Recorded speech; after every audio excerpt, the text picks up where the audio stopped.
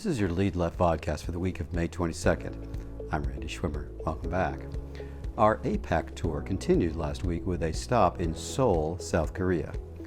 There, our investors, partners, associates, and friends were eager to hear our message on markets and how private credit fits into the current climate. Korea's overhanging long-term geopolitical issue, according to local sources, is what to do with China. It's an economic challenge to be caught between the U.S. and its biggest trade partner.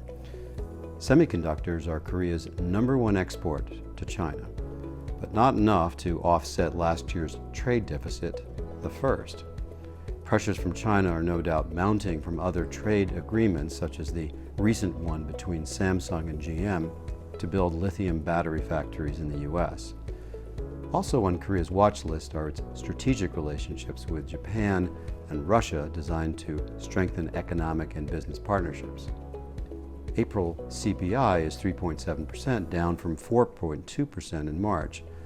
With planned increases in electricity prices, however, inflation is still lurking.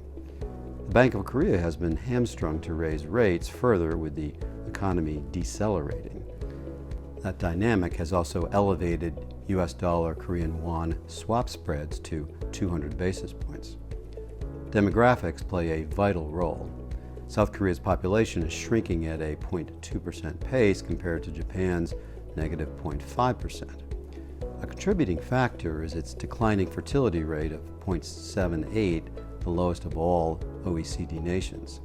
The cost of living has risen in recent years. Expensive housing, especially in Seoul, the world's fourth largest metropolitan city, adds to the problem. Higher education costs, plus private tutoring to keep up with the intensively competitive environment, are also headwinds. Finally, household debt, weighed down by mortgage and consumer debt, is 108% of GDP. This ratio is one of the highest among developed countries. The South Korean banks dominate the lending scene, though with less interest in overseas activity. Life insurance companies, led by Samsung, Hanwha, and Kyobo, have a high penetration rate and are important regional players in alternative investing. Another key segment of institutional investors is pension funds.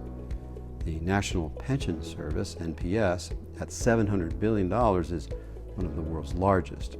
All Koreans pay into it. Pension managers for major corporations such as Kia and Samsung also have teams covering real estate, infrastructure, private equity, and private debt. The setting in South Korea for private debt appetite is ripe. Next week, we look at how investors are thinking about the asset class.